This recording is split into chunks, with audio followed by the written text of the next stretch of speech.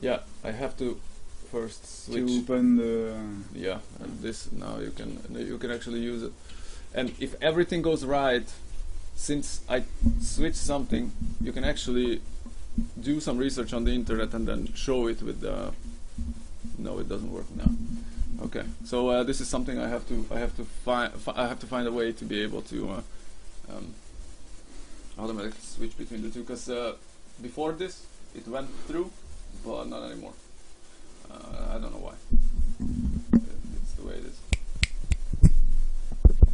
So yeah, it seems a bit late, but yeah, it's recording. Yeah. And we have me. Yeah. And then we have you. Well, those two are gonna be with the same speed, so that's I don't think that's gonna be an issue. I'm gonna use your headphone. Hi. Hey. Oh my god! I can actually hear you. Hello there. Eee. Very nice. So.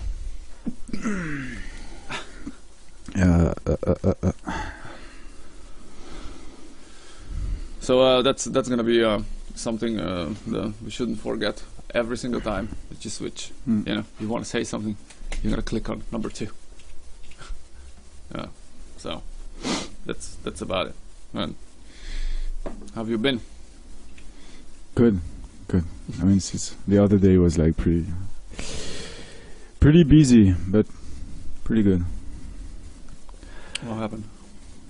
I'm not gonna put any of... I got myself some jobs. So good. And since you know I'm looking after this other friend's apartment and dog while he's on holidays. So you really want to get out of your family's house? No, it's not that. It was I was with my ex back then. And she was like, you know, I got out of Facebook, and she said, yeah, you see, your guitarist is like looking for someone to take care of his dog while he's on holidays. And I'm like, yeah, just I'll do it. And then I forgot. And it was like 3 months before, and then yeah, it arrives, and I was like, yeah. Oh fuck. But it's easier for me actually if I'm at his place. It's closer from the job for the next week. So okay. And yeah, taking care of a dog is not. And doesn't it bother you to sleep somewhere else? Not really. It depends on who's there. If I'm alone, it's fine. You know, it's not like living with someone else or something. It's not my place, but it's fine. Oh, I don't think I could do it. It's weird because you know it's somebody else's stuff all over, but it's fine. It's like, I don't know, an Airbnb or something. It's a bit the same. You know, the guy's in here. Just have the dog. It's fine. And I'm gonna work a lot the next week, so it's not gonna be a problem. I have another idea what to do, so that we wouldn't have to switch. How about this? Okay.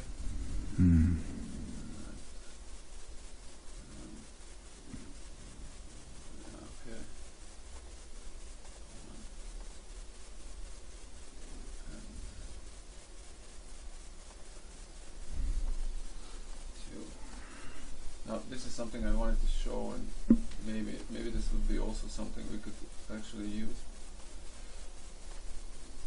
Because I can do a picture-in-picture easily. Like this.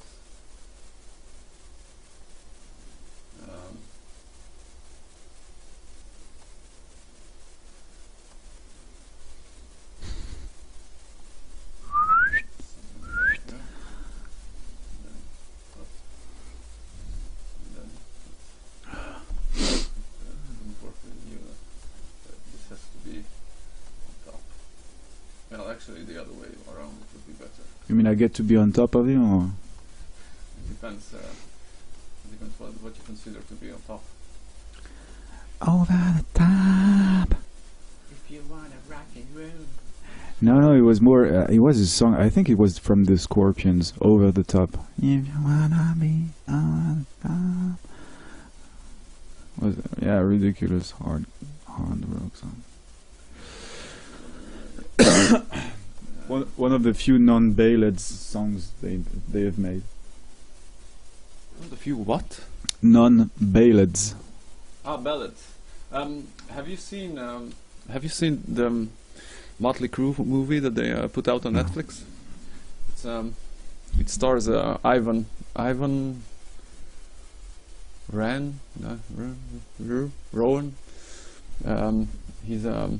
He was one of the actors in Misfits, and then also in Game of Thrones, and loved the guy. I genuinely am more into actresses, but he was fucking amazing, and he was amazing here also. So it's a movie like a biopic about Motley Crue with actors. Yeah, it's more of a dramatization, but it's pretty well made. I gotta tell you that. It's not supposed to be like really accurate or something. I'm not sure in such a short time you can do actually anything that's accurate. So I wouldn't. Such a short time, you mean it's like it was done like fast? It's not the speed of it. See, so we could do that, and that's cool. In that way you don't have to. Yeah, when it's just the two of us, it's yeah, it could be good, but we gotta check it, because then it's gonna be funny, because one person is listening and it's like half of the image. You're not half of the image. Yeah, but I mean, you didn't crop the signal, so it means that we could maybe just yeah, but that's gonna be some editing. It's a pain in the ass. So. Crop the signal, like what? Yeah, like the image. It's still full, but it's just that way for yours and that way for mine. I mean, yeah. It's just putting the two cameras overlays. But then it means that we could, with some editing, we could like. Is it still recording? Is it recording just that, or still the two? No, just that. Just that. Okay. Yeah, whatever you see there is already coming through this box, and whatever comes through this box is already recorded. So if there's an error, like I do this, for example, it's fucked. Then that's what's being recorded, and it's not exactly nice. See, so yeah, but that works. I mean, it's fine. Fuck. It's fine. Yeah, well, if you have the mouse cursor on it, for example, it's gonna be on it too. So yeah, it's gonna be funny. That's a tricky one. Yeah, I know. Well, cheers. Whoa, bottoms up. Thanks. So actually, you know what? This one, this version, I'm gonna name it hotkey 4.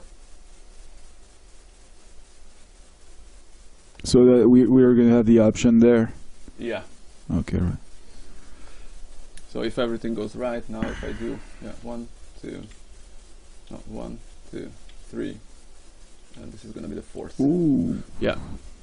No, these are like, I love these already. They are a bit loud. I just really hope that it's not gonna bother us in the audio, but I think because there's also a compressor at the microphones now, since last time we figured out that it wasn't perfect. So so how much time do you have today? 8 minutes. Hours. Oh, 8 hours. No, I have until 8 or 8:30 something. Okay. Well, then we're not watching anything. We're not watching anything. I have a couple of things to give to you. Yeah. Maybe you should watch it with the girl. Or I don't know. It's not that kind of relationship, Adam. I mean, I watch a movie first with the girl, and even if I'm not interested in sleeping with her, so. No, it's more we are at the time in the relationship that we watch stuff that she likes, because I can talk about the things that I like and it's enough, but she's more into visual things like mangas, animes and things like that. So we watch since I want to share what we both like with each other, I'm trying to use that format so we can so you can talk learn a bit. something about yeah her. Okay. But I mean so you watch animes? Yeah. What? I do. Which one? We tried One Punch Man. Okay. So I have to say I was except for just one, I was not familiar with any of that kind of the format, the image, the culture, everything was like wow. Okay. So we tried One Punch Man on it was on Netflix, and they had like one season, and it's pretty cool. I liked it, and Samurai Champloo, something like that, but I didn't really follow that one. I was like falling asleep. So and next time we tried Gantz Zero. I don't know. It's that one I knew because I was interested about the pitch, so I actually read some ebooks from the manga series, and it's okay. So you have like it's in Tokyo or something. You have like various people, like 10 different people that they die. They just died, and they found themselves in a room, in a locked room in a building. They can't go near the walls, and it's like there is a force field or something. Then they can't go out, and so they talk with each other. And so they are like yakuzas, two high schoolers, an elderly person, a politician, very different people, like a kid and everything. And they discover that their common point is that they just died. Okay. And then a sphere appears, like a big sphere, and it has stuff that are like a screen, and it says, okay, so you died, and now you have to kill that person. And the thing is, they are actually, since they are in between life and death, and there is an alien invasion on Earth. Okay. And so they are in a dimension where they can see and fight the aliens. And so basically the sphere recruits them. It gives them suits and weapons, and it says, okay, so you go now, you kill that one, and every alien has a profile and everything. So it says like, yeah, he's I don't know, signs, weaknesses, strong points, and everything. And wow. And they if you kill an alien, then you have 1 point or something, depending on the way you kill it or you capture it. You have points, and when you reach 100 points, you can go back to your real life. Sounds really complicated. So basically, you're dead. The sphere appears. You're in a room. You have to kill aliens, and when you killed enough aliens, you can go back to your life. Or if you get killed under if you get killed in certain conditions, you're revived. But if you die in that dimension, you die forever. So, and that's the whole plot. So everything is built a bit like a video game kind of idea. Yeah. It's a lot like, and they're like, there is teleportation to take them from the room and put them on the scene where they have to hunt the aliens. So it's a bit like Tron, Tronic things. Okay. But it's pretty cool. I like science fiction, so that, and it wasn't, like. Yeah, it's manga. It's Japanese, so you still have these. Manga is a comic book, so these are animes because it's animated.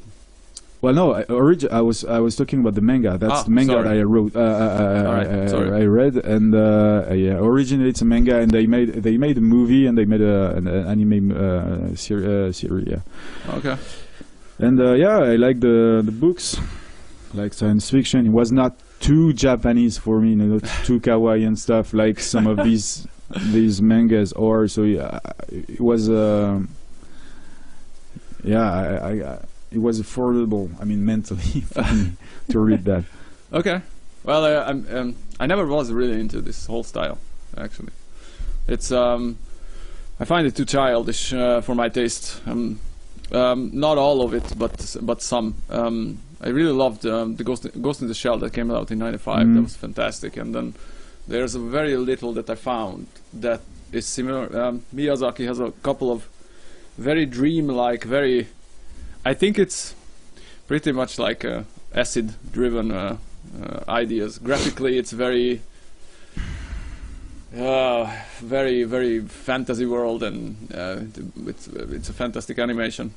style. Yeah, a lot of them, but for some others, it's not so. Not so much. Yeah, there's a lot of cheap of it because there's a very big public, there's a very big audience for this. I don't know what's the English name, but the Le Tombeau des Lucioles, the one with the little boy and his sister, and they are living in a cave, like they're living in a cave, and the sister is sick, and it's during the war in Japan, and it's like awful, man.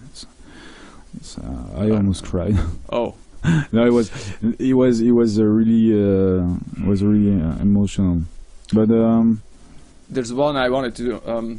Since you like science fiction, there's one that I would wholeheartedly recommend, and if your friend is into stuff like this, I would love to know what she thinks about it. It's called Psychopaths. It's in a dystopian future. I think there's 2 seasons for it. Actually, the second season is almost as good as the first one. The first one is bluffing. God, it's just fucking amazing.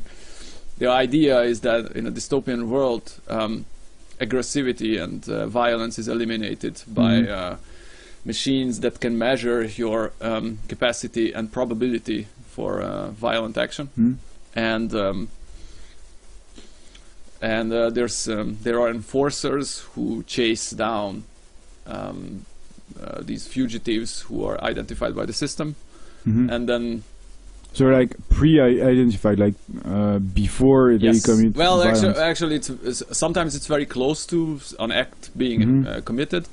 So it's like a mix between Equilibrium and Minority Report. Something like that. Yeah, something like that. They don't see into the future. That's not the idea. And then there's this character that they can't measure, and how that character falls into the system, and it's through the eyes of the police investigator who starts her job exactly when the first episode starts, and she gradually grows, and it's very interesting to see how the character development goes. And one episode is like 20 something minutes.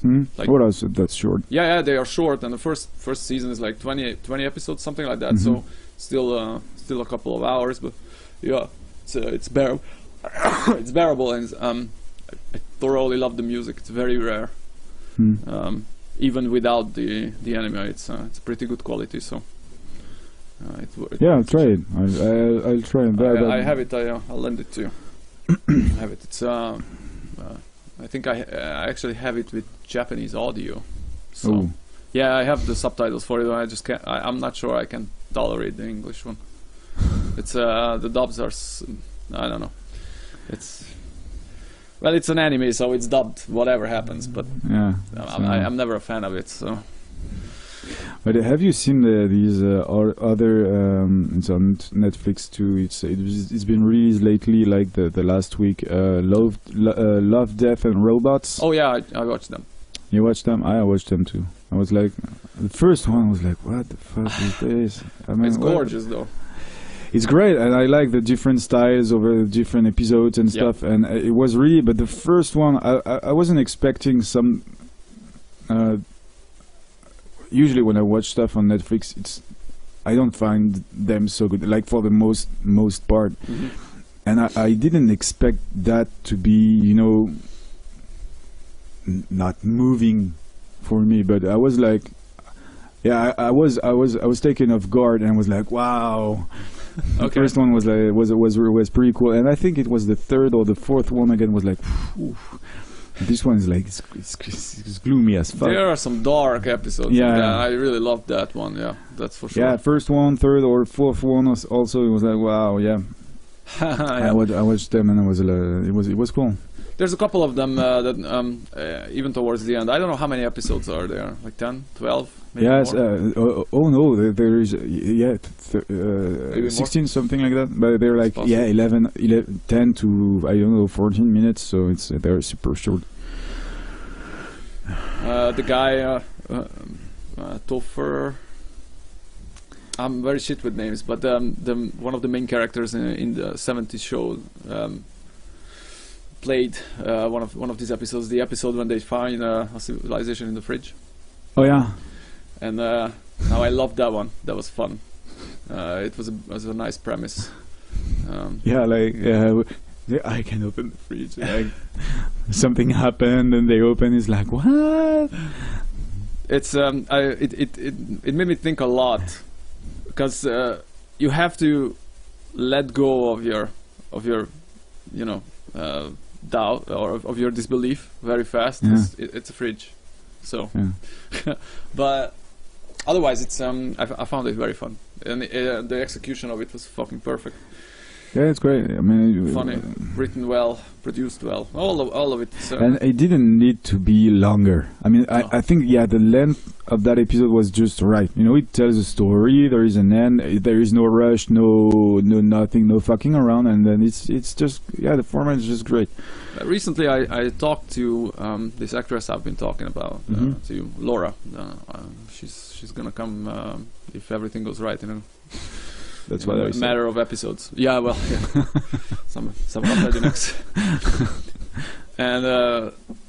And she's also working on a short movie that I really want her to talk about it, because it sounded a lot of fun, and what I appreciate, you know, we criticize a lot the French culture and how the whole thing is organized, but it seems like she's gonna get support for it, subvention. Yeah. And well, she applied for it. We'll see how it goes, but I really hope that it's gonna work out, because When she you had a good see story. who can get like support from the state, you say like there are a lot of worthy projects, and it would be like really a shame if these were not supported. I mean, when you see that, to what extent some structures or I don't know, that maybe wouldn't need that support, they are still supported. Then it's a difficult decision to make, I imagine. Yeah, and it's also a lot of work. I mean, to file for this support, it's you know, exactly. That's why it's a lot of work. It's they don't want to make it easy on you, so that not a lot of people could actually do it. Yeah, but the problem is the structures they have, like they have the people to do that all the time. But when you have a small project, it's not always, you know.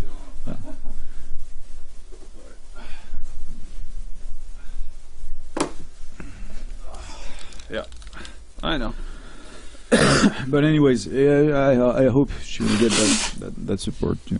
Well, it could be interesting. I mean, if she can talk about it while it's in production. Oh yeah, you never know. Sometimes she wrote it, and I think it would be a good. I think it would be a good publicity if you can manage to put it out there. But well, she's interesting. She's one of the most interesting people I met here. So that's we'll see how that goes. Yeah, and anyways, she has an experience that can be interesting on.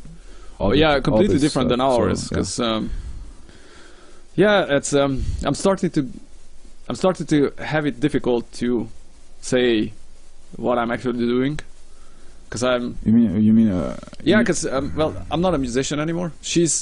When I think of Laura, for example, she's an actress, although she's not on stage anymore. She's not that much interested in appearing in movies anymore either. More into directing and producing.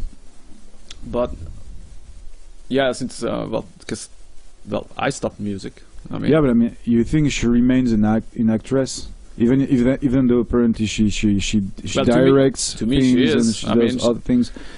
That part was very interesting to talk about with her. She was particularly interested in. It was particularly interesting when she was starting to talk about how to switch personalities and how to switch to something that you're not. And when you do, then I was like, well, yeah, that's how you become one. So we had a very interesting debate. We had a very interesting debate about a lot of things, about God and about relationships, and so I'd love for you to meet her. But maybe in the following weeks. For sure, a very interesting person. But it's like, do you think she's gonna remain an actress and not be anything else? But I think we can be different things. Like, she isn't an actress anymore. It's just my interpretation of her. And as I was able to keep my interpretation of her, I wasn't able to keep it about myself. That was the whole point I was making. She's She's working as a producer, director, as a director assistant. So a lot of creativity projects for documentaries that she cares about, or she is able to work on. So yeah, she isn't.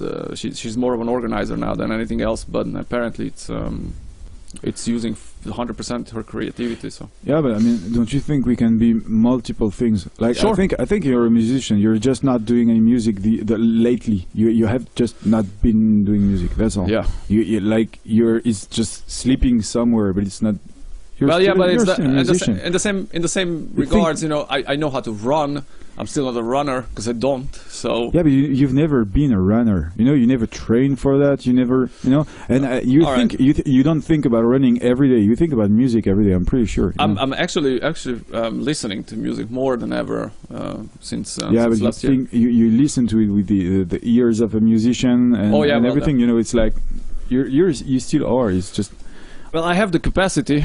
It's just sure. That's what makes you. You know. Sometimes actually it's coming out. So something is in the cooks. I'm listening to my old music more than anything else these last couple of weeks, and it's interesting because it gives me inspiration, and it's like stealing from an artist that I know very closely, but it's not theft because it's me. So it's interesting. I found some project files that I never finished. Found some interesting ideas, so I might finish. But the problem is, it's just I started sucking at bass. I don't play guitar very well either anymore. I know how to program them, but it's fucking boring. That's what I hate the most, programming it. I mean, I hate programming drums. I do it very well, but it's just so boring. It's insane. Yeah, more or less, you have to find a way to get the fun back in the equation, and, for you to make it interesting. If I I would have to find a way, but I'm not sure I can. I mean, well, you can't enjoy anymore the simple things about it. So maybe it's just there's no research anymore. That's why.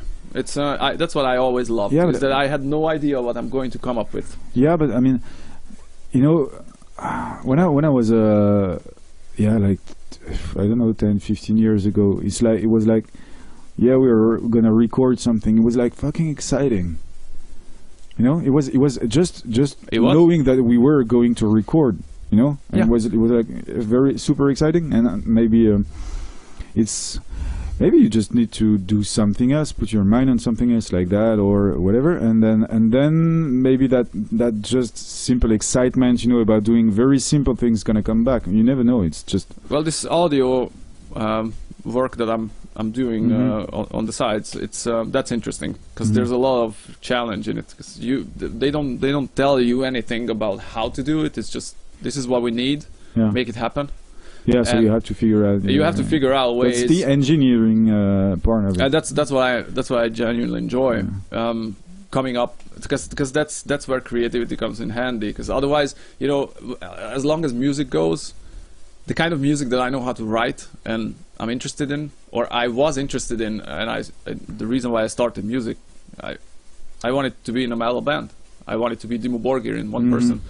It didn't really work out, but you worked out just for Dimmu, I guess.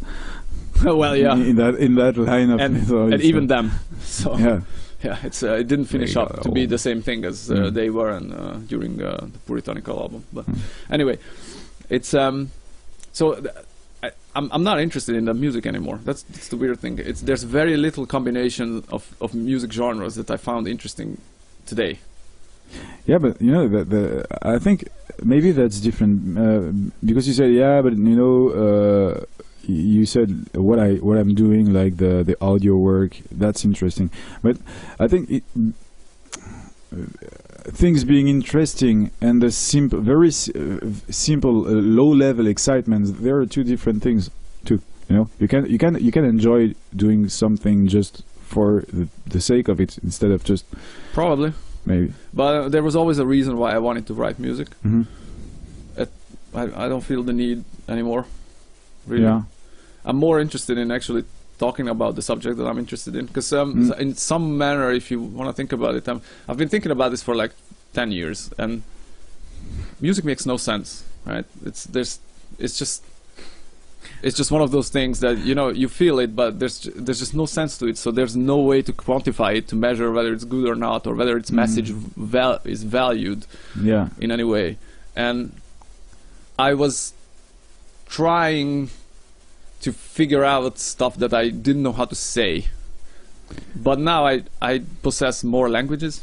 Yeah. And I have stuff to talk about, and it's important that it's precise. So music just doesn't cut it anymore. It's easy to misunderstand it, and it's easy to not care for it when it's not built up from sounds that you actually know. So everybody who's not into metal by the age of like 14 or 12 or something like that is not going to listen to whatever I have to say with that kind of music, even though, I mean, I'm not saying if it's that particularly good, but they are going to just reject it because of its elements. And I find it, you know, it's like, yeah, I would also reject listening to a podcast in Chinese because I don't fucking understand it.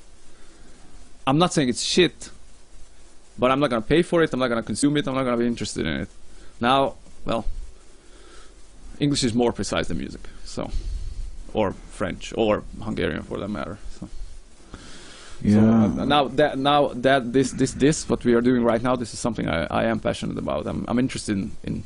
Yeah, so because it's something new.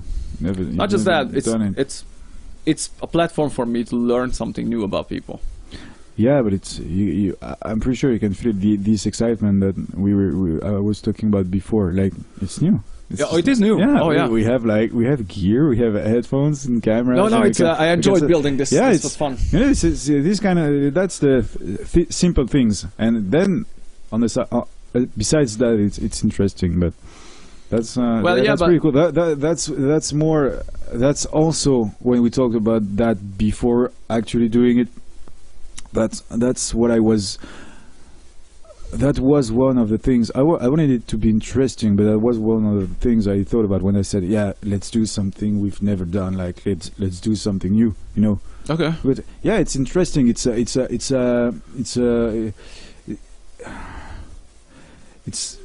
a good opportunity to meet people, interesting people, and talk with people about things and ask questions maybe we would want to see on other channels or something. But it's also, you know, just well, there's I think we have access to something here that the majority of for example the podcasters or people who are making any kind of programs, they don't have in the USA. It's a different culture here. I think the French culture is very isolated from everything else because of the language, which is a shame because it has a lot to offer. But I have the feeling as an outsider, and well, don't bash on me for this, but I think it's closing up on itself. And it's slowly starting to be disregarded for because it's in a way I think it's because of its own arrogance, not tolerating the fact that the French language chooses to change without the approval of those who deem to preserve the culture. We don't care that you have a language fashion to write that has nothing to do with the orthograph of the language, but it makes sense because how French is written is shit. I'm sorry, but it is. That's one of the reasons why there are so little people speaking it, because it's horribly hard to read. Yeah, it's also there are very few people because it's not so useful. I mean, and there's no use to it. I mean, you can argue that there's beauty, but there's very little use for it, and language first should be useful, and then I think. Yeah, in the way you want to learn language, you in particular want to learn language, it has to be useful. But regarding our culture, I would say it's not only us. I mean, in Europe, it's like maybe with Austria, you know, and Austria. Yeah. How? In the music, for example. Like we have that old Europe thing, kind of thing. You know, it's like when it comes to classical music, for example, you see when you on the TV channels or whatever that are broadcasting like concerts and things, and you have comments and speakers or radios. It's like it's always you know that when there is a classical like Austrian like German or French, whatever, or your old European piece of music, and it's played by, and it's directed by I don't know, an American or Korean or Asian in general director. Then they're like, yeah, but you know, he Americanized the thing, or he Koreanized, Japanized the thing. You know, it's like it's not pure anymore. I mean, you know, like it's not being respected. And that's ridiculous, and it's kind of posh, you know. These French people do that. I never met this kind of critique or review. Yeah, okay. But right. Not only French, no, but they're like, Hungarians do this too. But it's like, yeah, you don't hear that in English though. That it's a problem that you know they have something similar to this when they say that it turned out to be more European than American and. Yeah, fair enough. We have some traits. But the thing is, we are the old continent, and they are the new one. And so a lot of their culture regarding that kind of things comes from us, and so it's like they were not mature enough, you know. Like we couldn't see that as just interpretation of a piece of music. Like what it's what it is. Yeah. Okay.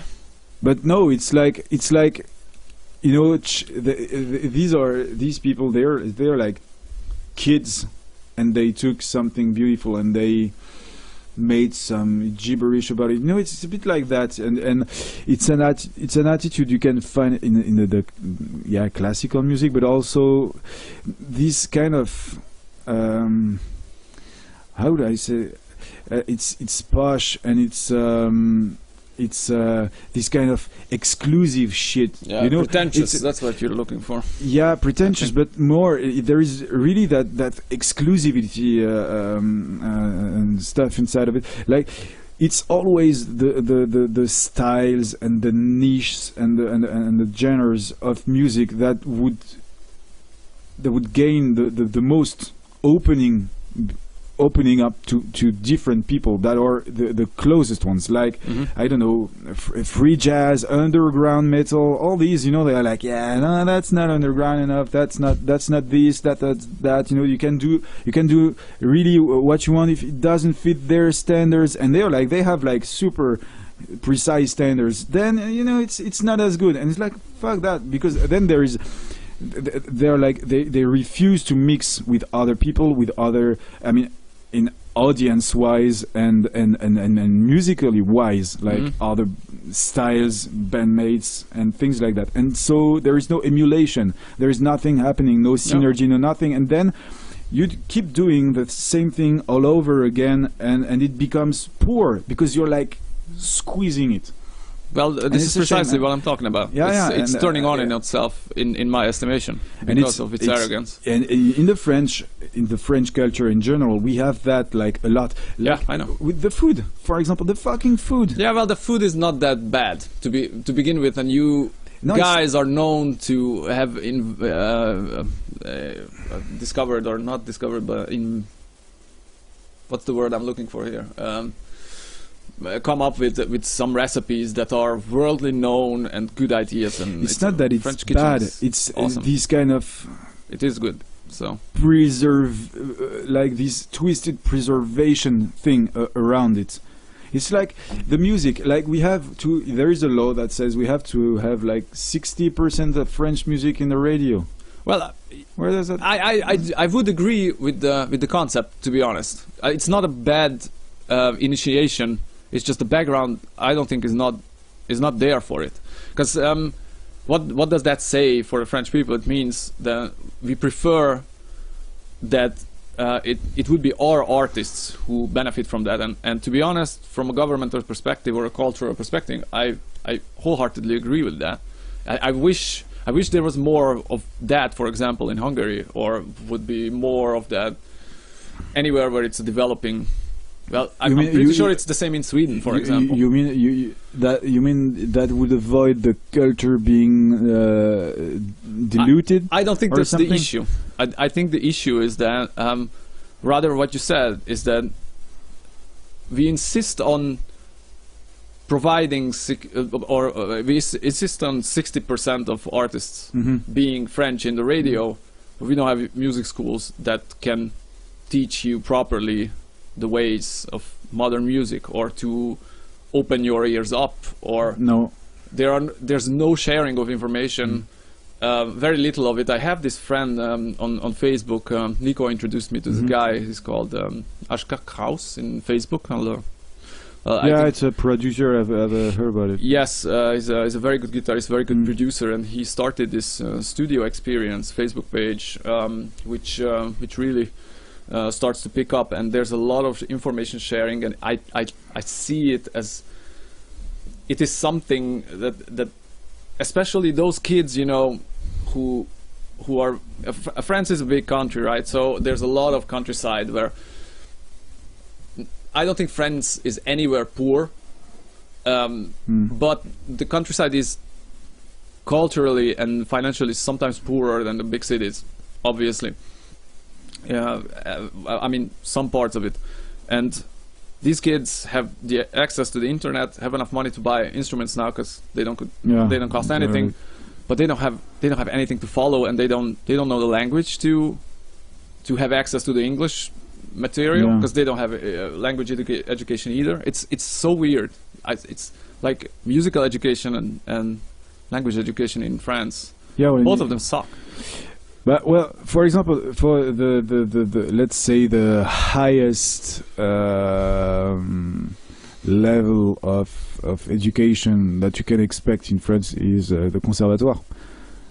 That's not necessarily a bad thing, but no, it's not that it's a bad thing, but it's like regarding what I said earlier with these protectionism, posh stuff about music. For example, the conservatoire. They're like, we are like modern conservatoire, and we have like jazz and improvised music. You guys have no idea what that means. we are modern, and we have jazz in our course. It's like, guys, it's like 80 years old late. You're not modern at all. Yeah, it's like exactly. And they teach you to be a good musician, but they don't teach you how to be a good professional musician, like the professional part, like I don't know, self-management, all these little stuff. You know, you're a good technician, you can play your instrument really well, you can teach, but apart from that, unless you have some serious money, I don't think, and you can take private courses, I don't think you can have an education in France for music that prepares you for the industry and how it changed over the course of the last 25 years. Because I just don't think, I think very few people actually know how to survive in this climate. I mean, how many bands, how many musicians do you know who live from music now?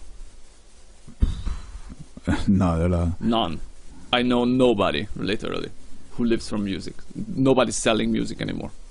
They sell shows sometimes, but most of them not sell their own music, maybe not their own music, but they're like session musicians. Yeah, like that this happens. David guy. Okay, you know. Who's I'm gonna get bashed for this if I upload this on the internet. But who's that French rocker guy who died last year? Johnny Hallyday. Johnny Hallyday. Well, his musicians, for example, I was a bit sorry for them more than. I'm pretty sure they're gonna find something. I'm not so sure.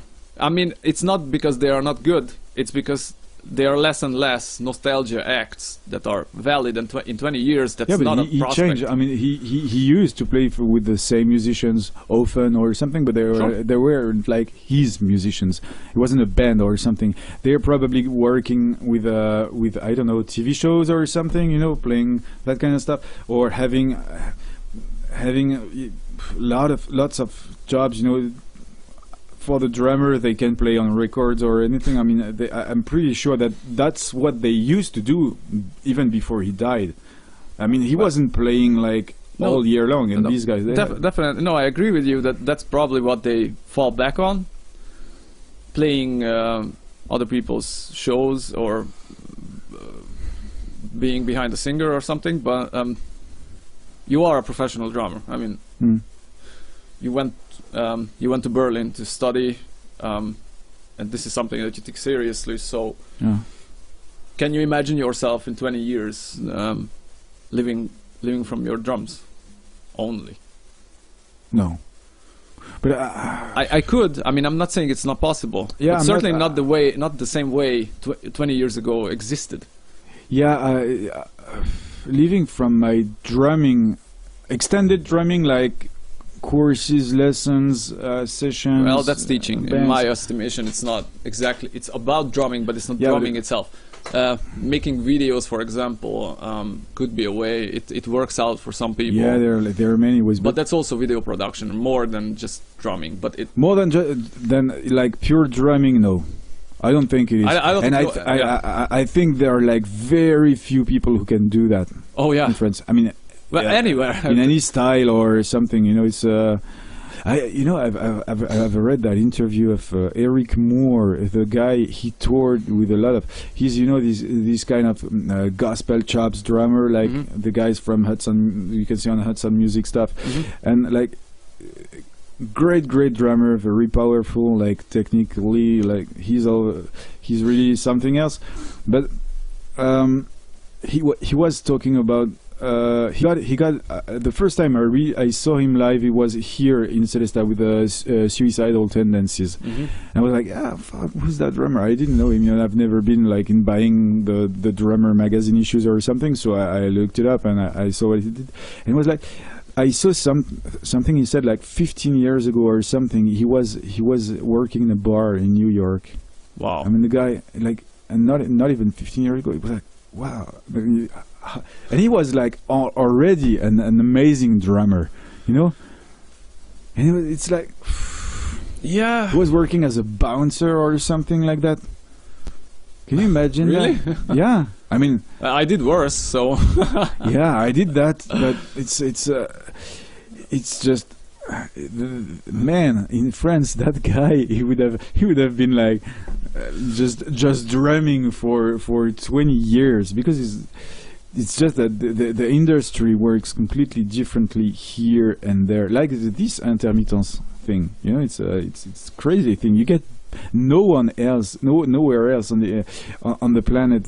You can get paid when you don't work. I mean, in Germany, if you're a session drummer, you don't work, you don't get paid, you have no money, no nothing. You can find it's easily.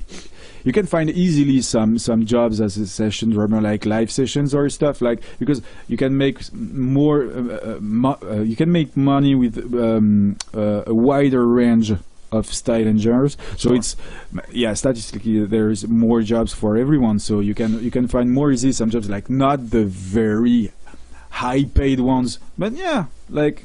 No, I know more people. Easily than in France. Yeah. But then you have to work all the time because you don't get paid otherwise. And in France it's like you work like 500 hours and it's okay. Well, yeah, but how many drummers do you know who could declare 500 hours of work a year here? It's a year, 500 hours a year. Yeah, it's a year. Who could fucking do that? Yeah, but the thing is, you don't have to work like actually the 500 hours. It's like, for example, for a gig, you're considered working 12 hours. Really? Yeah, and it's different because, for example, you have two things in two categories. It's like artist and technician, and un cachet, like just the let's say the forfait, the budget.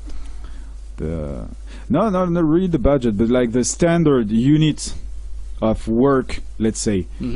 When you're paid for a day, for an artist it's worth 12 hours, for a technician it's 8 hours. Okay. So you see, you see, this is what I find very interesting, is that you have this bias towards artists, and yet for some reason I don't find many musicians here.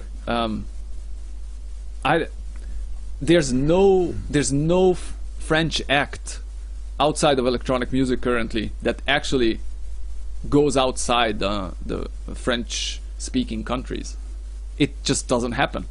You guys are a blank spot on the musical palette, as far as I'm concerned. I don't know anybody. You mean in foreign countries? Yeah. Like our some French bands being known outside of our borders. Yeah, I mean the last ones I know they are at least 25 years old. There are a few, like Phoenix. Never heard of it. Phoenix. It's funny because like that was a band. They were well known in the U.S. Before France, and then you know there is this. It's an animator or something. Nagi. He used to present a TV show that was called Taratata, and he was and Taratata. So he was like introducing new bands and stuff. And someday he came up with Phoenix and like, it's a new band, and they're doing pretty well, and they're new, they're French, and it's Phoenix. And the guys, no one knew them here, and the guys were like touring in stadiums in the U.S. Jesus. So I don't know them either. Yeah. And there is Gojira. Gojira is sure. Through the vector with the Lamb of God, they got like into the U.S. and I think Gojira is the last one. There. And it's a band that made their name. Whoa. Okay. Well, this is something that we should. I'll take care of. Yeah. Oh yeah, you have a circuit. Okay. A ground. Okay. Well, I'll take care of it later. It's Here's the problem with Gojira. It's I don't consider it to be a French band anymore because they live in the States. I didn't know that. Oh yeah, it's been a long time. The I knew that brothers they were opened their studio in the States. I didn't know. Oh yeah, it's been. I knew that they were very attached to where they used to live. But no. They live there, and that's why the production is stepped up. I mean. It's a fucking miracle that they made it, and I mean not musically, because musically it's obviously justified, but it's just they worked really hard and they sacrificed a lot, so there's no question about it, and for a good reason, because it has an immense artistic value, but that's pretty much it, and I don't see, besides Paris, which is also turned on itself, I don't see a musical scene happening here, and we are beside Germany here in Strasbourg. It's just. You know, and that's the thing here. The bands, when you're a French band here and you want to play and have a nice audience stuff, you go in Germany, you go in Switzerland, you go in Belgium. You don't play in France. Yes, because and why do you think is that? That's something that I want to find. Because the French audience sucks. That's not true. If that was true, then Hellfest wouldn't be fucking full. And it's, I don't know, 75% French audience. It's full. People are interested in this thing. It's just for some reason. Look at that, just for the metal scene, because that's I know how it goes here. If you program on a show a black metal band and a death metal band. When the black metal band is playing, the other ones are drinking outside, and when the death metal band playing, the black metal guys are outside drinking. They're not even looking at the show, and that happens all the time. And they don't give a shit.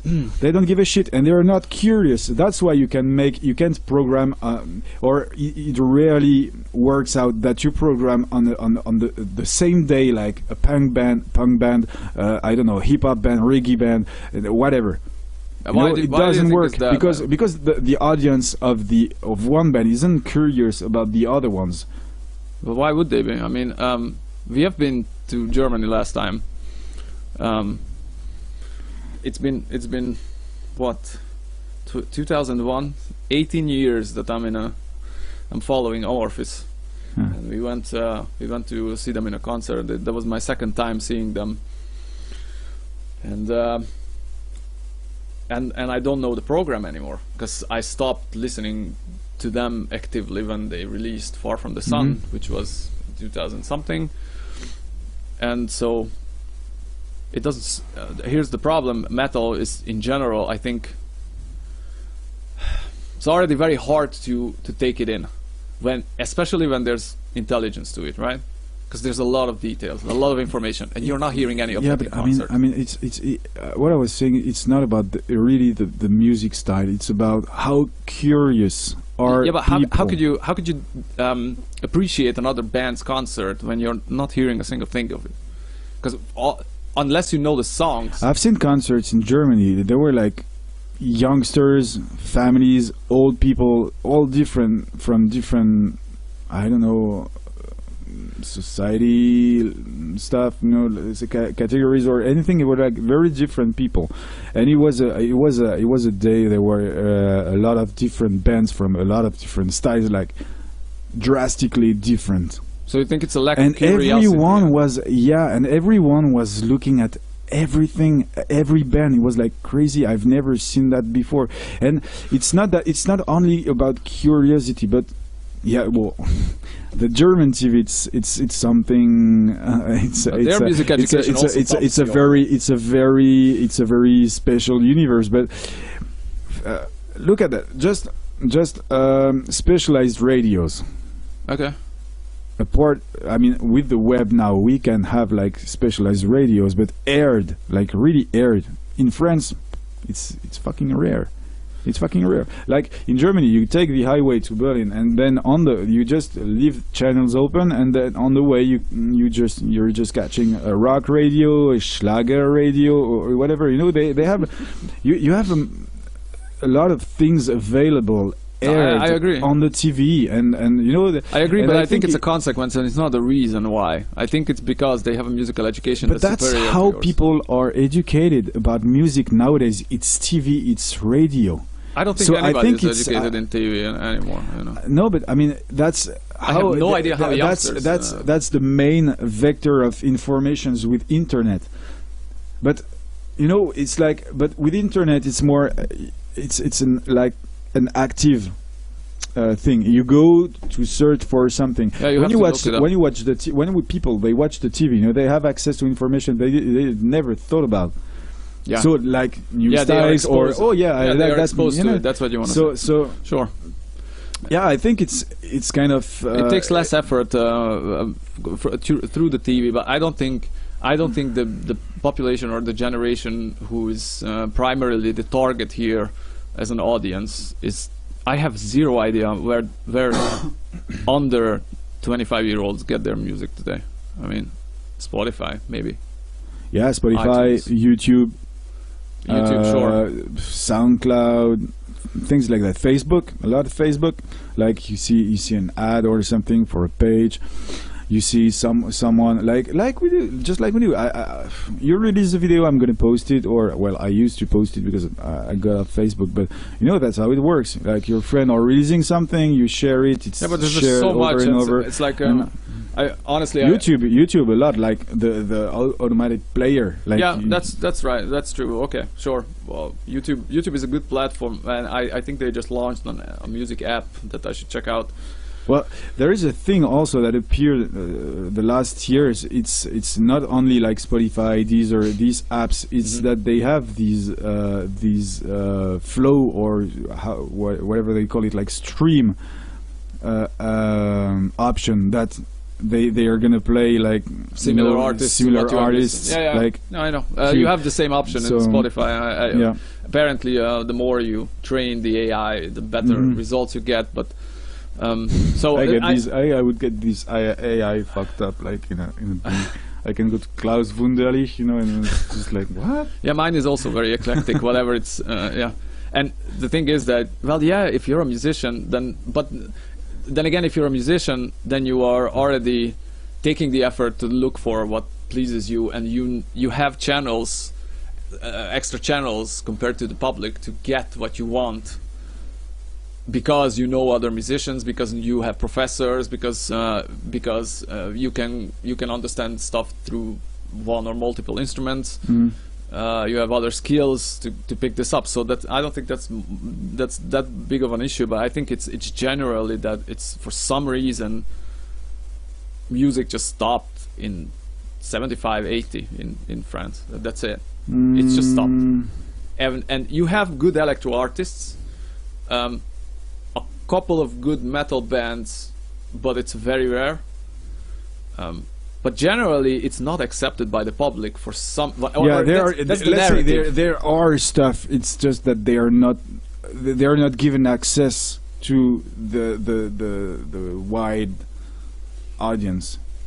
Which is, yeah, at the same time that access is changing very fast, and it doesn't cost anything today to put out your music. I really think that thing is, people, a lot of people, they're not so interested about music, you know. They don't want to hear good music. They just want a beat that goes when they're driving or something, and then they're like, I get that. they're taking what's available, and that's what's aired on the radio. And I get that. you know, it's a lack of education in that regard, I think. So what's gonna work and what's not gonna work, and what's gonna be successful and what's not gonna be successful, it really depends on what's I have to say that term carefully, but what's fed to people, because it's really that, it's consumption. So okay, of music. so it's like you sit there, you're driving or you're doing something in your house and your TV is on, and then you're just consuming things like images, sound, music, like what's given to you. But it's not, there is, for a lot of people, there is no active research for something new, or for, you know, there is not that curiosity that is the base of everything. So how could there be? I mean, nobody ever encouraged it, and they don't know where to go. And well, I think even if they, you think someone at some point told you should be curious about music, you should check. No, I think you got it or you don't. It's just you're curious, or you're have and I'm not bashing them. I mean, they have different priorities. They are interested in different things, but it's just but okay, let's I can respond to that very easily. I have a theory about how this develops. Why did you become a musician? Because I started playing the piano when I was 5. Even before, because you were surrounded by it. Because you had people playing music around you all the time. No.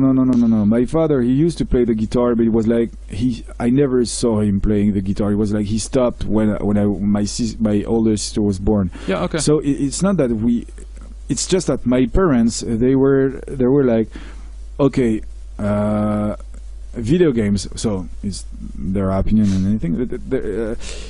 Video games and the TV, they're not gonna get you smarter.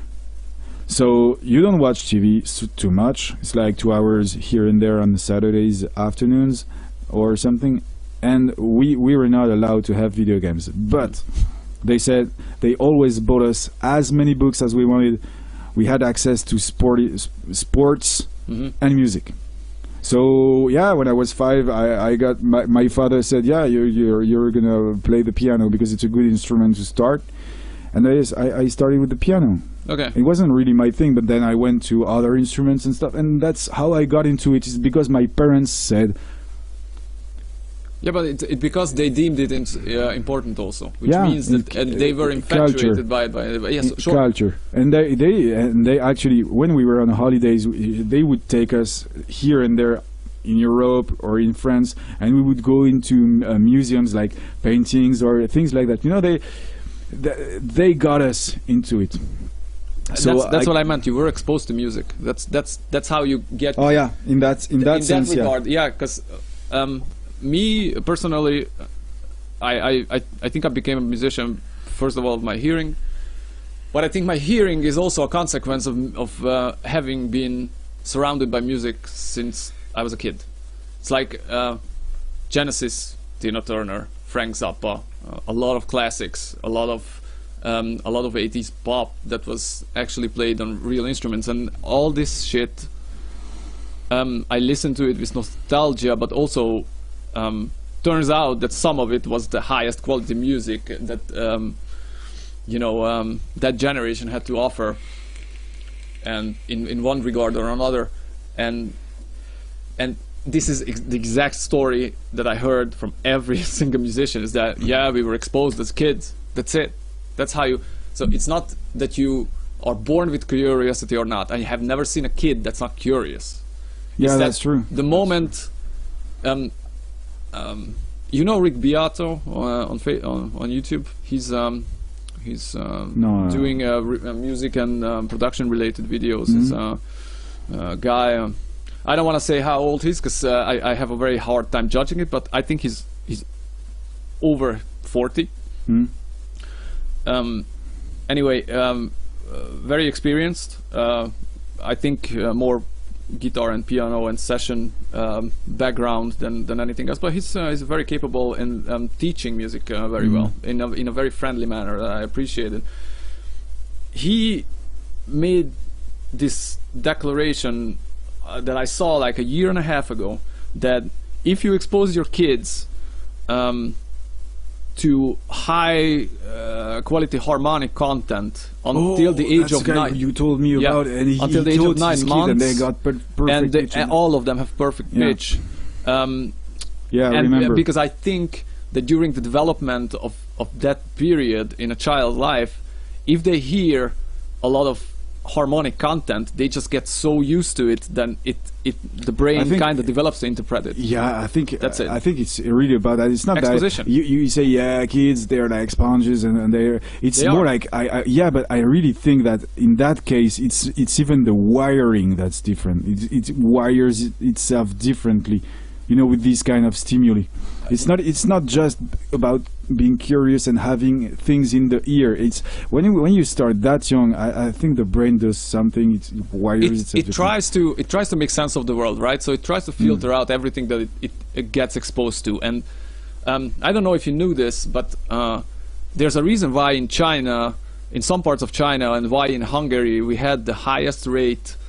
Well, maybe I'm saying something stupid because I didn't read the actual statistics here, but maybe there's a reason why we have one of the highest levels of people with perfect pitch. It's because our language possesses the most vowels and consonants. That's why I hear less Hungarian people having a hard accent than, for example, French, because French people have a bit narrower I don't know, trick bag of sounds that they can produce. So it's harder to, and after a while, you know, unless you rehearse or unless you practice, it's really hard. You're not putting another sound in it, because not only you don't know how to pronounce it, but I don't think you hear it. That's it. So. Yeah, it depends. Well, it's like I don't know if it's the Indians, you know, and their way to approach the music and their like phrasings and stuff.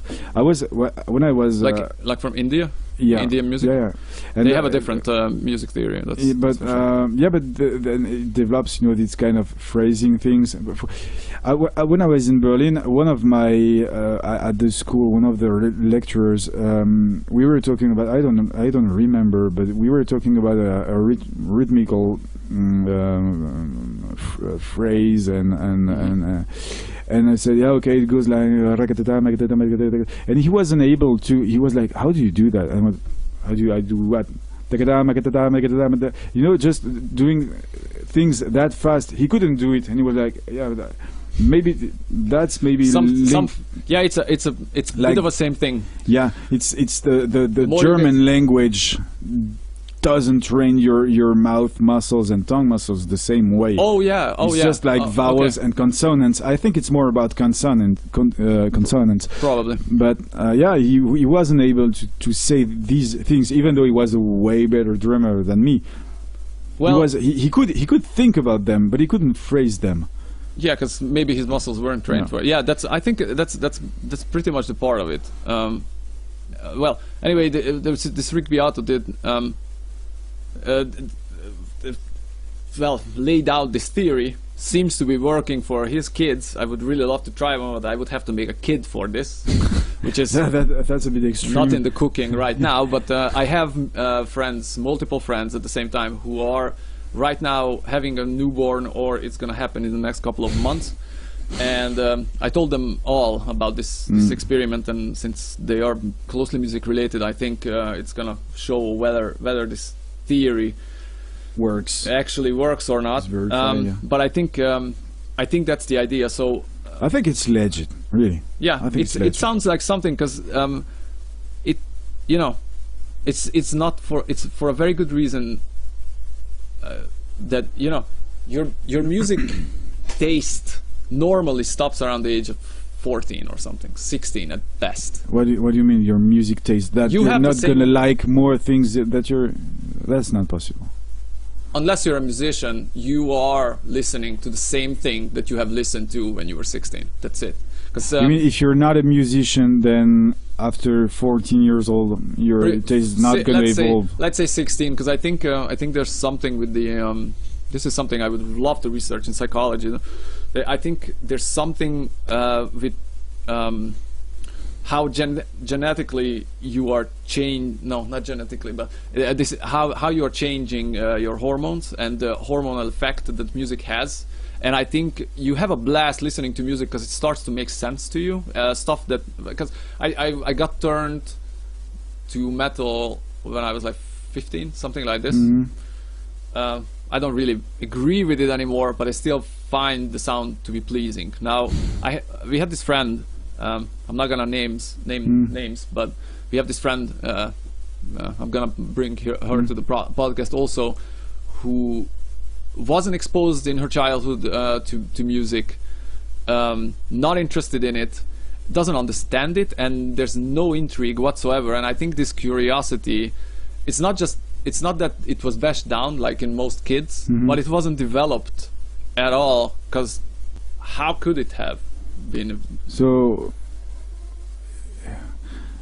yeah, I think we have like curiosity points that we can spend, and we can spend them, like you have a certain amount of them and you can spend them, and after that it's done. For example, in my case, probably in your case, it was about music. I was interested in music. I was playing a lot of I played a lot of things since I was a kid. But for example, sports on the TV. I mean, when I was I don't know, 10, 12 something, I was already playing maybe 1-2 instruments, and I was playing different stuff. I had already a good musical culture about, you know, instruments, whatever, everything in it.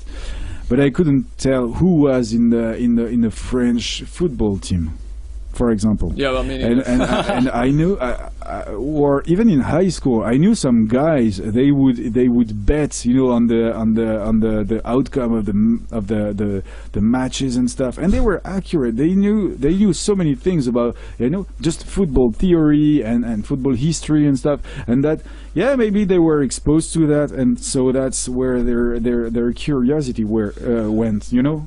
You know, and I agree with you. My issue with it, as if I was a parent, which I'm not, so who gives a fuck? Choosing what your kid is going to be exposed.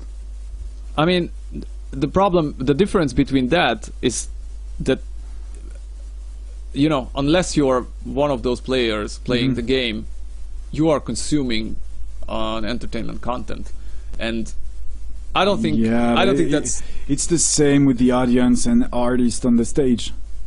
Exactly. That's why I'm saying that, yeah, you should be exposed to music as much as possible, so you could... It's a different language. You mean you should play to understand how people play? I think if you want to, then I think you should have the opportunity. Sure. Yeah, that's true. Because I think so. I don't know if you remember, but we've been talking about how. I told you about how it changed the way I listen to things, to really go deeper in musical theory, especially, you know, when I got to learn some special patterns and complicated ones when I was in Berlin. I was like, I think we were talking about Dream Theater. And I told you that back in the days there was this intro of a song, and I was like, wow. Not even a song, it was more like a jam or something that's been recorded, and I was like, what the fuck is that? Sounds so great. And I didn't even know how it was called or something. What was this technique? These ghost notes all over. It was like, but it sounded great. And I went to the music, the drumming school, and I was like, yeah, that's it. oh, I can play it, and it was like yeah, awesome. the halftime And then shuffle. halftime shuffles I and all remember. these Afro-Cuban 6/8 and how they are articulated and things like that. It's interesting. And it's interesting, and it's a whole universe when you want to go into it. But it's just, I was like enjoying listening to that tune, but it was kind of frustrating because I didn't know how it worked, So I knew that I could never play it because it was like too dense, and a lot of dynamics. So it's not easy to just decompose. You don't know what to with pay attention to. That's sure. I know the feeling. It's more like and you wanna look for what it is, but then how can you if you're like exposed to it on YouTube like randomly because it's there and it plays like automatically, yes, but other than that, you're like, okay, I have this part in that song, I don't know what it's called, I don't know how it's played, and I want to know about that. Yeah. How do you do that? You go, maybe you can go see a teacher or something and say, what's that? Explain me that. But apart from that, and it's frustrating because you can try to recreate it because music is one of those that's actually not that complicated and very affordable to recreate now. Yeah, you can try to. I did try to replicate that thing in particular, but it didn't work. I did something else, but it didn't sound exactly like that because no one explained to me what it was about. So you have the spirit of it, and so you how to approach it properly. Yeah, and that's why now I know like even two different ways to play it. It's the same spirit, it sounds as great, it's just not the same thing that I play, but it's the spirit of it, it's there, and that's what you need to be explained. And that's frustrating, not getting what things are about when you listen to something you like. Yeah. And I guess maybe it's the same when you're I don't know if you're a boxer. If you're a boxer and you watch box matches on the TV, and maybe you probably enjoy them more when you're actually understanding what's happening, because otherwise it can be it's boring pretty fast. It's just like Joe Rogan is a good example for that because I know nothing about martial arts. I mean, very little. And when he starts to talk about, it's very obvious that he knows what's going on. And it's fascinating to me. Because when I watch a fight, all I see is like and somebody's already on the floor, and it's fascinating, like watching ice skate dancers, like looking effortlessly, doing stuff that is just out of this world. Don't talk to me about ice skating. That's but it's my a good nemesis. example. But I have that though with I'm fascinated with dancing competitions. Because to me, like when they dance so fast, a rock, a quick step, a mambo, or to me, it's just look the same. Yeah, they go so fast, and they're like, it's that pace, that thing, that figure, that something. And we're like, I didn't see anything. They're just jumping and doing super fast stuff with their feet. And I don't I can't even identify the styles and stuff. How could you? I mean. Yeah, you don't have the elements for it. It's exactly like in music. So you don't know how to approach the problem because you don't know where even to begin. Yeah, I don't have the vocabulary to read what it is. Yeah, so yeah. But that's interesting to still have that sometimes, because obviously dancing competitions aren't the thing that I watch like primarily when I watch it's fun. stuff. Yeah, but it's fun. Yeah, sometimes to be exposed again to something you're really not familiar with and you don't understand anything, and so you rediscover that feeling like, what the fuck is happening there? It's I honestly appreciate watching anything that's done by the best of the field, because it's fucking amazing to watch somebody being such a master of the craft. Yeah, there is some it's lovely. When you see I can see that, I can feel it with very good drummers or musicians, or some sports, some athletes, some people like that. Sometimes you can see how the gesture and the technique is pure, Yes. You can see the how flawless it is. Exactly. And really everything is fluent, natural, and it's and you know that these being this close to perfection, you realize if you're really good at something and you already practiced a lot on something, you know the amount of time it requires and the dedication and work, and that makes it even more beautiful. But exactly. yeah, this kind, even the sound, you know, when I don't know, when you were I don't know if you had that, but for baseball, for example, or when there is a hit, you know, sometimes when even when playing football, you know, sometimes a guy hits the ball and you can hear the sound. It resonates differently, and you Yeah. can, oh, that was a good one. That hits was like right where it was supposed to be. Ice skate dancers do that to me. It's like every single time I watch them, it's like impossible. I can't fucking believe how the hell can you spin like around every. Yeah, it's like, just or gymnastics. pure, that's very, fluent, and flawless, and you're like, wow. but it looks flawless to me because I don't know the vocabulary. It's so far away from me. Well, it's humbling. It looks flawless, but you can this pure stuff. I think everyone can feel it. Oh yeah, definitely. No, I mean, even someone that's not, I mean, I do. that has no culture in the film, that you know. Sure. That thing, I can feel it. I love that. It's like, and I do agree with that. You see something, and you know that, and I think that's how, you know, some musicians have been touching so many people, even non-musician people. It's because they felt that in the music and in how it was made. It's something, how, you know, these. Yeah, okay. Getting so close to perfection, to mastery. Yeah, this purity in how it's done, and how it sounds, and there is, yeah, you can feel it even if you're not really. I do agree that at the moment you grasp the idea how to get there, it's infatuating. It's you're infected by it. It's a for different life. feeling, being touched like that by something you see like right away, and oh wow, that's beautiful, and realizing these are two different feelings. Yeah, definitely. But once you actually know that you could get close to it, I think that's a life-changing experience. I see it happening all the time, and I think it's very easy to distinguish people who don't know what it means to be able to get to perfection, or to just understand what it would require for them to get as close to perfection as possible in any chosen craft or mastery, you know, or profession. So, well, you need to be passionate. That's yeah, sure. You need that. A lot more. A lot of people, and a lot of people.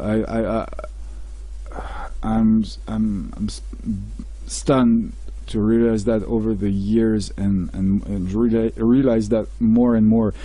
A lot of people, they don't even know what their passion is. Exactly, I know. That's crazy, and because. Well, I think this is a subject that I would really love to discuss in detail, because I have lost mine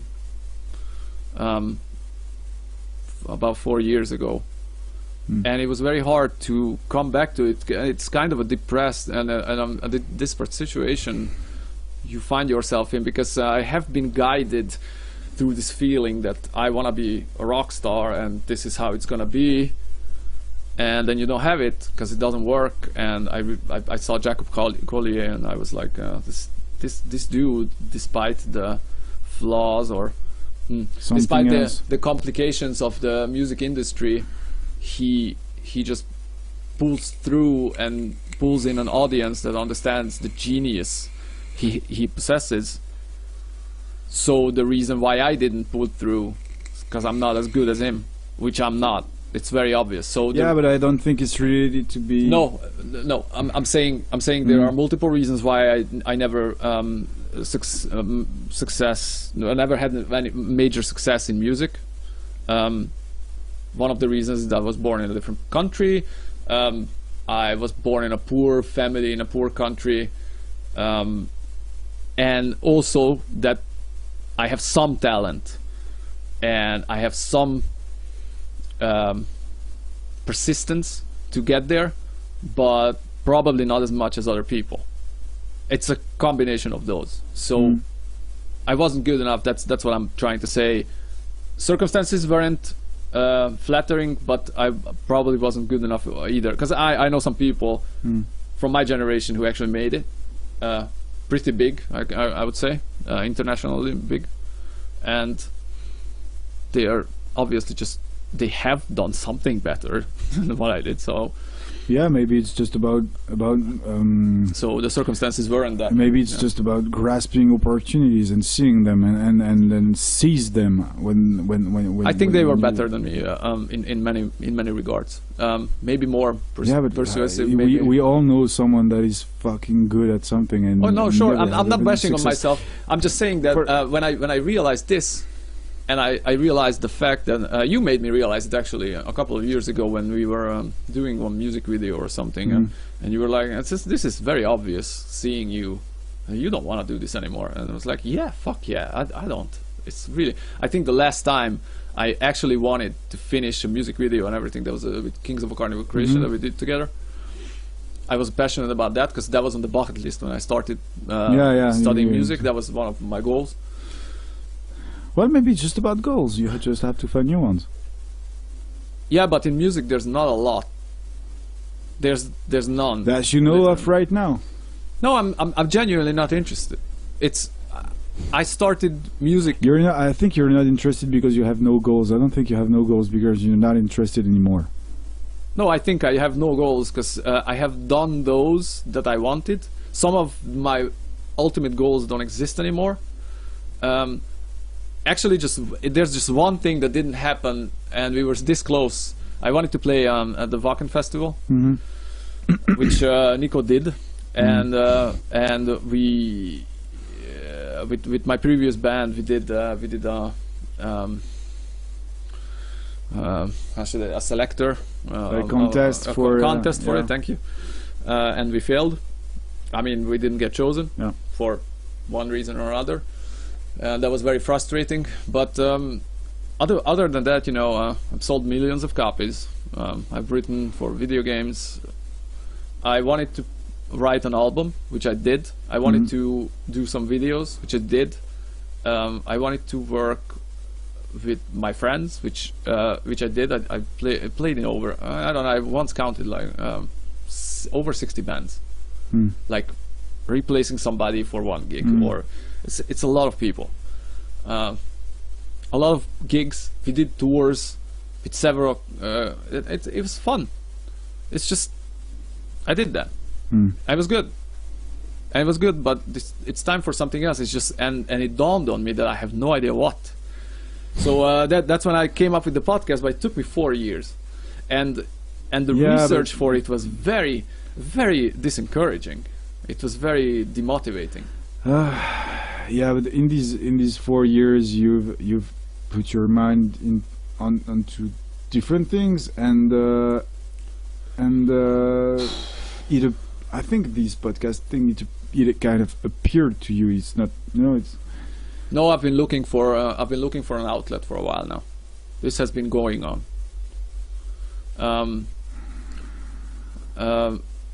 When the studio went away, when I left the studio we built,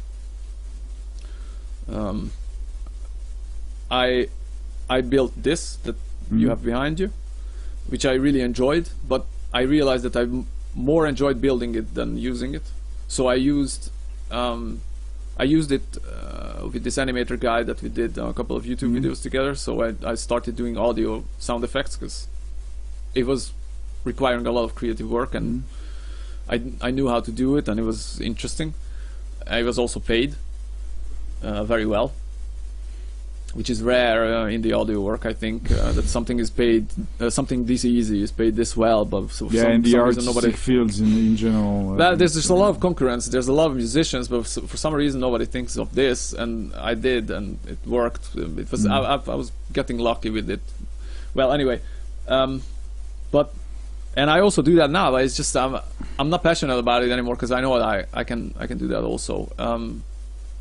It's just, I'm not saying that there's no room for improvement in music or in audio, because there's definitely. There are so many aspects. Yeah, but the thing is, not you're interesting to me. advanced enough to know what has to be done, and then it's not so. I know I could do it. That's why I'm this. That's the thing. So that's the problem with passion, is that I told you that I lost my audience when my grandfather died, and then it's just stopped, and I found myself in those people's shoes who came to me during, I don't know, all my life before that, asking me what how to find something that they could be passionate about. And I was like, I don't know how I found playing bass or wanting to be a rock star or studio. It's just all came together. And the last 4 years I had to spend on looking, and I was inspired by I was preparing a whole system to make YouTube videos and tutorials, and we were talking about Nico to make different. The podcasting fell up on me because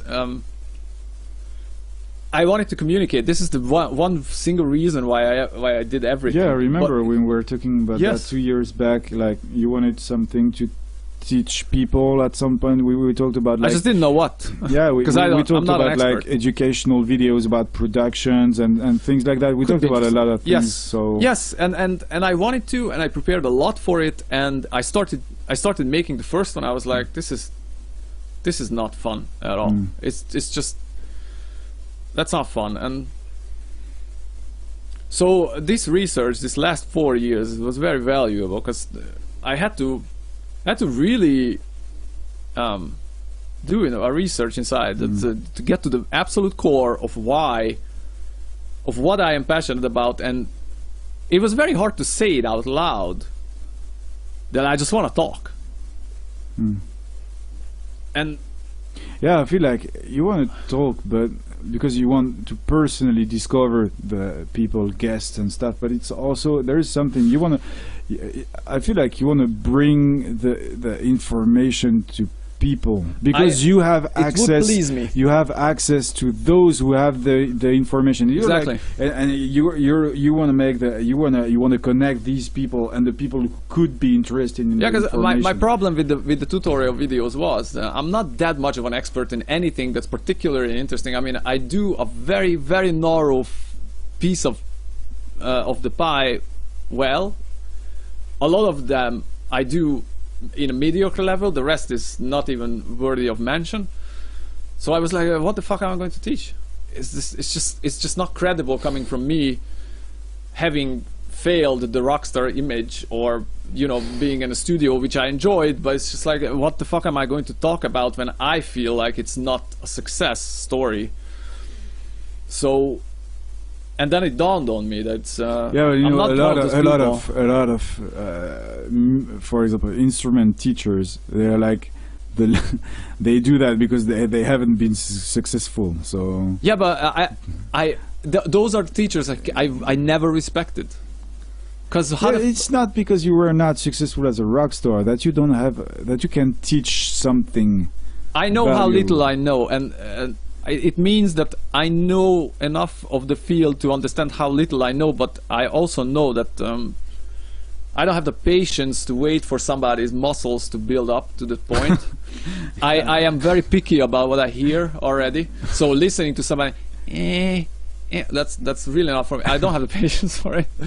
So that's something that I really had to realize in myself very early on. Because we had to teach, and I had students for very short times, because it was just frustrating to me, very frustrating. And the other thing is that I'm not that good at it. I mean, I'm good at one particular thing, which is every single time I pick up the bass, it sounds like immediately. But it's, where the fuck are you going to use that? Nowhere. Anywhere you want. Why not? Why nowhere? No, I mean, okay, but if you want that, I can give you a DVD full of instructional videos. Watch these. That's it. That's all I did. Okay, it takes 7-8 years of yeah, physical but maybe practice. you could teach someone to do that in 2 years. That's your I experience. could teach them in 15 minutes. That's not the issue. The problem is not in the mind. It's the practice that you have to bring behind that, and it doesn't worth my time, because I don't think I have the capacity, and you know, I agree with Jordan Peterson in this matter. If you stand up and decide to talk to people about something, you better know at least 3 times as much about the subject than what you are going to present, right? So when they start picking you up with questions, you would know the context, and you would have I don't have that. I mean, I'm very good at playing. I was very good at playing in a brutal metal band, but the industry doesn't justify this direction. It was fun. I don't think it exists anymore. You don't have bases here, but and I don't want to. And beside that, somebody comes to me with, I want to play Beatles and Scorpions, and I want to play some jazz. I would like to play some funky stuff. I can show you how to cheat, but that's not bass. And you have like Scott's bass lessons up on YouTube. He knows what he's talking about. Yeah, What am I going to? I mean, I would love to come on his platform to say that one particular thing that I do well, and then for the rest of it, which is so much bigger, he's already there. I'm gonna compete with him. I'm not. I love what I do, but he is a good bassist. I was good in the bands I was playing in, especially for my music, but I'm not interested in doing anybody else's direction. It was very egoistic in my manner. I wanted to do what I wanted to do, and that's why the studio was in a way failure to me, because people came to us, and it wasn't motivation enough for me to. This guy came to me from Paris, for example. I was very good with slicing up drums and correcting drum tracks, and the guy came up with, and he was like, "Yeah, we would like to have the sound of Nevermore, Arch Enemy, this kind of," and he sent over like 8 tracks of drums that were played horribly shittily, recorded without anything, and I was like, if I bust my balls off and work like 60 hours on this, then I could probably cheat it closer to that sound. It's never gonna sound good, because Nevermore and Arch Enemy and bands like this sound good primarily because they know how the fuck to play exactly that music, and there's that conviction in their playing that you cannot fake with any kind of VST. Yeah, it's recording with that objective, and then it sounds like that. With an expertise that's unless you understand that expertise, you cannot program it in. It just doesn't happen. You can turn shit or tasteless stuff into gold music. You can't. Yeah, like Hungarians say, you can't build a castle from shit. Yeah, and it's not even from shit. It's not from. It's from not. Well, lack of competence cannot. Not meant things. Musically, I always said lack of competence cannot be overcome with any kind of artificial help. And it's competence and it's meaning also. Sure. What you mean when you play this. You can play the same drum part and it's going to sound in 2 different ways. And if you record it like in a brutal way, then it's going to be exactly. You can make it sound like it's brutal, but if you record it like super mellow and stuff, you'll never make it like a good brutal metal drum track. It's the intent that's important. So to finish up the story, I was there, and the guy was like, "Yeah, we have 400 euros for this," and I was like, "That's good for 20 of my minutes. I'll do what you want for 20 minutes, or for let's say for 4 days, because we opened up a studio. So let's say 4 days of work of one of the engineers. Your drums aren't going to sound like that in 4 days. That's just not gonna happen." And he started, it's a business deal. I'm honest, but it's frustrating to me because at the other end I have to pay the bills. So do I want to work with somebody's shitty material that I know that's not gonna happen, so that I could pay? And I was like, this is not motivation for me. I'm not interested in doing anybody else's shit badly, even well. because it's not me. Yeah, it's your problem is that you had to take the money and do Stuff that I wouldn't have an done. average job instead of doing what you consider being a good Yes. job. Well, And- yeah, because if they paid me, you know, to program some drums for them that would be suitable, I'm happy to do it, and it's cheaper than hiring a real drummer, especially one who can play, especially where you can actually record this, because software allows you that, and I understand the intent. I don't have the technique at all, but yeah, I do understand how it. Well, I mean, I can fake it well enough that it's good enough. It's better for the buck than, you know. But they weren't asking for that, and I was like, this is how we're going to live our lives, and I just got so frustrated. I was like, this is not for me at all. So I left. Partially, this was one of the reasons why this was the worst thing that happened to me professionally. That I always wanted a studio to own. So I thought about having the connections in London, and then I built the studio here also. I built several ones over the course of years, and it was very much fun. I always wanted to own a studio so we could record, and then we did that. I was like, this is not how I imagined at all. This is not the kind of work I want to do. Yeah, because you have to go. Because you have to do shit. You have to pay your dues, you like have to everywhere go else. there before getting the what you actually were looking for. Yeah, I So- thought I could jump over that, and I Yeah, and that wasn't there's for me. probably no way around that except if you're like filthy rich or Yeah, I wasn't. So that wasn't an option. filthy renowned. No, you have to be a good commercial. You have to be a good seller. Yeah, but even if you're a good I'm not. seller, if you don't have a lot of money or if you're not so well known, you have to start somewhere. Exactly, but That's being a good the- seller, I think, is swallowing the fact that you have to pay your dues at the beginning. Yeah. I couldn't. I literally had zero patience for that. It's like I'm not going to do this for 4 or 5 years.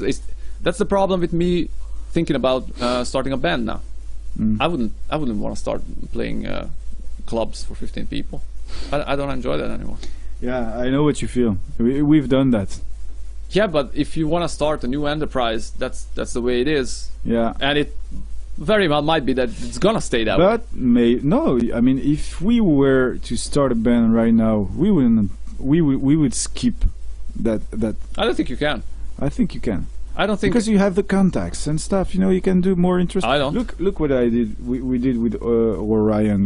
We had contacts through some of our members, and we did more stuff in 1 year that I did in almost 10 years with my first band, like bigger things, you know, and stuff, and video clips, and so it's also done some interesting stuff with that band. it's also about that. And maybe it's just that you didn't have enough contacts and things like that in that industry. Because I don't know, if you were Ice Cube or something like that, you would open a studio. You wouldn't have to eat that shit in the beginning, you know, because you would have. I think he did also. I think everybody does at the beginning. There's Yes, just no way of did, avoiding but this. as a musician, not as a producer. Okay, well, okay, but what's the difference in that context? I mean, it's Because you're a musician, and being a producer and being a sound engineer, it's a different thing. It's a different job. Well, I know, but it's And in our and since you didn't reach his the let's say the international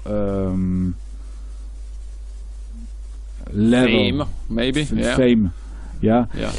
Then yeah, you have to start littler and eat some shit in the beginning. Smaller. Well, yeah, but that's the problem. It's that this is one of the things I realized very fast when I've been asked how to find your passion. Is what are the things where you would tolerate eating shit at the beginning? Because that's what's gonna happen.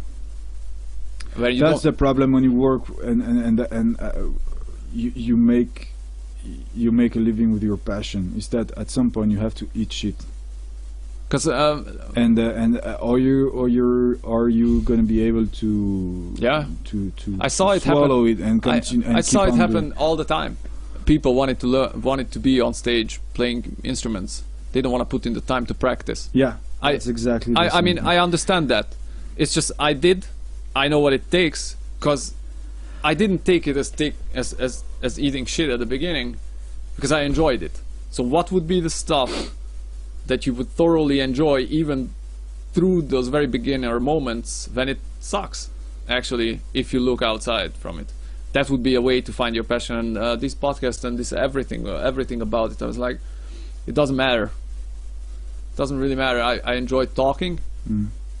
I want to know people. I want to extract that information that I can. I have the access. I know a lot of interesting people, way more interesting than I am. It's just they won't set up the platform for it. So yeah, let's make an occasion for this, and that's fun. So there's a reason for me to do it. Let's connect the information and the people. And well, let's connect it with me, and then if the people are interested, I'm happy to share it, because that's what's gonna happen. But it became secondary. I see it more like you're a vector. You're a vector, because otherwise, if there is just like guests and they have like their lives and experience, and there is a camera, nothing's gonna happen. What do you mean? There's like you need to be there and to be asking questions. But I always do. You are you are the vector. You are the thing that connects everything. But that's the point. Is that the podcast became a different layer on the same situation? Because I like asking questions, especially those ones that shock you, that put you out of your comfort zone, which very few people tolerate. But it's an effective way to know what somebody is made of. And I always like to, with respect, I hope I learned it by now, but to get there, to extract that which of the most competent. That's interesting to me. I want to learn something new, and if I get to publish it, and it's gonna help other people, then all the better. But I have been doing this for how many years now? I don't know. So it's I always done that. I've always done that. So I'm not good with small talk. Yeah, it's people when they do something well, it's always interesting to hear their perspective on it, because it's a different their perspective on everything. Yes, because they have gone through a lot to be very competent at something. Sure. So they have experience in life experience, not only in their field, and that's what's interesting. If you can you can extract that, or just present it, or just ask for it, because you have to ask for it, because these people they're not gonna. No, I agree. You have to know. Spread it like casually. No, you have to ask for it. They don't have the time, they don't have the platform. I don't think some of them have the need, and they don't have, they are not interested. Why would they? It's like at a certain age you become interested genuinely. For example, let's take me. Maybe you would extract something for me that's interesting for some people that I don't know about. I never thought about. Okay, that's something I know that could be interesting. These people they might not even be conscious that they have this or that or stuff to share. That's that's one of the things that particularly with my with a previous girlfriend of mine, we really disagreed. Is that every single person who's in front of you have a piece of information that you don't. So there's always value to extract. Now, my question is rather, are you effective enough to make that struggle that requires the value to be extracted worthwhile? If it's short enough, so you could have the patience to go through with it, and you know how to ask those questions, so it would be extracted with as little effort as possible, then all the better. But I genuinely believe that there's every single person I talk to, if you pay attention, that there's always something to learn from the other person, and especially from those who really disagree with you on subjects that are important to you. Yeah, and even if there is nothing that you can assimilate from their side, it's You still have the time? All right. Well, we can finish. I mean, we can. I would love to continue this because this is a good beginning. But then I'll interview you tomorrow. How about that? yeah, okay. That would be interesting. No? Because Let's do that. you went to Berlin, which is very interesting. You had a lot of experiences, which I would love to talk about, which we did. But I think genuinely, you're not alone with a lot of stuff that you went through, and I think a lot of people aren't able to find ways out of it the way you did. Yeah. So I think there's a lot of value to be extracted out of it, and I still don't understand some of it. So Yeah, sure. that would be fun. We could do that. If I you- mean, if you don't I'm mind. open to it. It's more. Let's have a conversation. Let's put it. That's that all way. I want. You know, it's Let's put it that way. anything you're willingly sharing. I mean, if you're not, then it's perfectly fine. So we can find something else. I mean, No, it's fine. It's fine. there's enough about drumming that we can talk about just about that for 4 hours. And No, it's well, fine. some drummers will find it interesting. That's already better than nothing. And I'm always Yeah, interested in but- musicians. So We already did stuff for drummers only, so. it's gonna happen. Well, there's gonna be music. So it's- Yeah, I there's can't gonna be separate. music, but it's we're not just music. What else is gonna be experience. there then? I don't know. I know. We're not just music experience in the musical field. We Well, here's what have I mean. lives. What I'm interested in, getting people to access the Hungarian culture, Mhm. also the French, as those parts that I can actually share with my fairly wretched French knowledge. But it's already an opening better than what most of the states, most of people states-wise have. So, MotoGP, definitely. Motorcycling in general, the culture that comes with it. Science in general, literature, photography. Relationships, yes, psychology, very good.